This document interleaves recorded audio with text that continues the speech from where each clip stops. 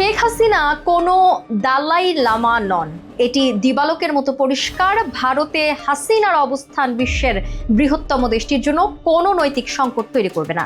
ভারতের জন্য হাসিনা কোনো ঝুঁকি হলে তিনি এত দীর্ঘ সময় সেখানে নিরাপত্তা সহ অবস্থান করতে পারতেন না, এমনটি বলছে সংবাদ মাধ্যম দ্য প্রিন্টের প্রতিবেদন। এতে বলা হয় 5ই অগস্ট থেকে 5 ফেব্রুয়ারি ক্ষমতাচ্যুত হওয়ার 180তম দিনেই জাতির উদ্দেশ্যে সোশ্যাল মিডিয়ায় ভাষণের ঘোষণা দেন শেখ হাসিনা। তার এই সিদ্ধান্তে তীব্র বিরোধিতা করে বৈষম্য বিরোধী আন্দোলনে অংশ নেয় ছাত্র জনতা। স্বৈরাচার আওয়ামী লীগ হয়তো প্রত্যাবর্তনের চেষ্টা করছে এমন শঙ্কা থেকে দেশব্যাপী ভাঙচুর হামলা চলে আওয়ামী নেতাদের বাড়ি ও বিভিন্ন প্রতিষ্ঠানে। প্রথম আঘাত আসে শেখ মুজিবের ঐতিহাসিক 32 নম্বরের বাড়িটিতে। হাসিনার ভাষণের প্রতিবাদে 32 নম্বরের বাড়ি ভাঙার আহ্বান জানিয়ে ফেসবুকে দেয়া পোস্ট মুহূর্তেই লুফে নেয় ছাত্র জনতা।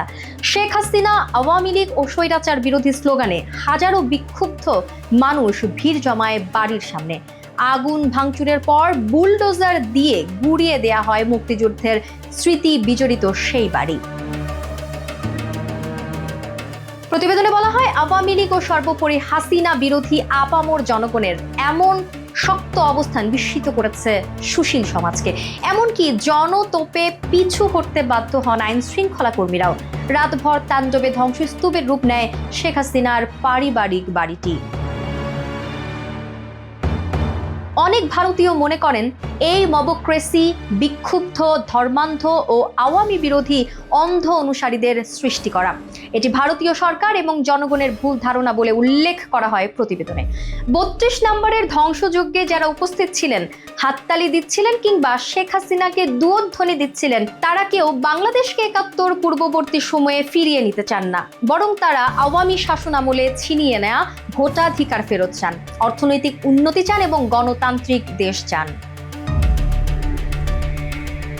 শেখ হাসিনার স্বৈর শাসনের কারণে জনগণ শেখ মুজিবকে আর আলাদা করতে পারছেন না। এমনকি মুক্তিযুদ্ধে শেখ মুজিবের অবদানও তারা এড়িয়ে চলছেন, যা বেশ দুঃখজনক। অন্যদিকে ক্ষমতা ছেড়ে ভারতে আশ্রয় নেয়ার মাধ্যমে তিনি দুই দেশের কূটনৈতিক জালে নিজেকে আটকে ফেলার মতো ভুল করেছেন বলেও দাবি করা হয় সে প্রতিবেদনে। এদিকে 32 হামলার ঘটনায় আওয়ামী ঘেঁষা অনেক নেতাকর্মীর নীরব অবস্থানকেও প্রশ্নবিদ্ধ করেছে দ্য প্রিন্ট। তাদের প্রতিবেদনে বলা হয়, মুক্তিযুদ্ধের অন্যতম কাণ্ডারি তাজউদ্দিন আহমেদের পরিবার 75 পরবর্তী সময়ে আওয়ামী লীগকে পুনর্গঠিত করে। তার ছেলে এবং হাসিনা সরকারের সাবেক প্রতিমন্ত্রী সোহেল তাজের নীরবতাই প্রমাণ করছে দলীয় অন্তর্কোন্দল এবং শেখ হাসিনার প্রতি চাপা ক্ষোভ। ভারতে আশ্রয় নেওয়ার পর থেকে একাধিকবার দেশ অস্থিতিশীল করার চেষ্টার অভিযোগ আনা হয়। বিভিন্ন সময় অডিও বার্তায় দলের নেতাকর্মীদের দিক নির্দেশনা এবং বার্তা দেন শেখ হাসিনা। বারবার তাকে ফিরিয়ে দিতে দিল্লির কাছে অন্তর্বর্তী সরকার প্রস্তাব দিলেও তা অগ্রাহ্য করে মোদী সরকার। কূটনৈতিক বিশ্লেষকদের মতে, দীর্ঘদিন ধরে প্রতিবেশী অঞ্চলে ভারতের সবচেয়ে ঘনিষ্ঠ বন্ধু ছিলেন শেখ হাসিনা। সেই হিসেবে এবং বর্তমান পরিবর্তিত রাজনৈতিক পরিস্থিতিতে আওয়ামী লীগই বাংলাদেশে ভারতের একমাত্র মিত্র।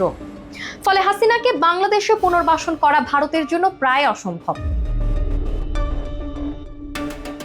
অনেকের মতে 5ই অগস্ট পরবর্তী সময়ে রাজনৈতিক অস্থিরতা, অর্থনৈতিক মন্দা, সংস্কার কাজে বিতর্ক, অভ্যুত্থানে হত্যা, গুমের নির্দেশদাতাদের তদন্ত ও বিচারে বিলম্ব হওয়ায় ফাটল ধরেছিল তরুণ সমাজে।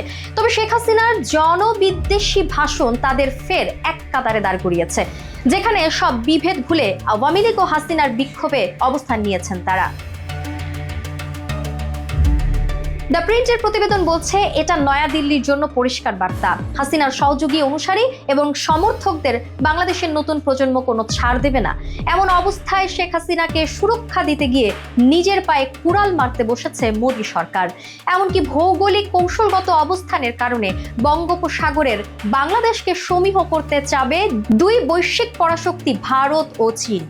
দিল্লি ঢাকার সঙ্গে কূটনৈতিক দ্বন্দ্বে জড়ালে বেইজিং তার সর্বোচ্চ সুবিধা নেবে বলেও সতর্ক করা হয় প্রতিবেদনে। কেবল তাই নয়, বর্তমান বিশ্বের পরাশক্তি যুক্তরাষ্ট্র লেনদেন ভিত্তিক পররাষ্ট্রনীতির দিকে ঝুঁকছেন।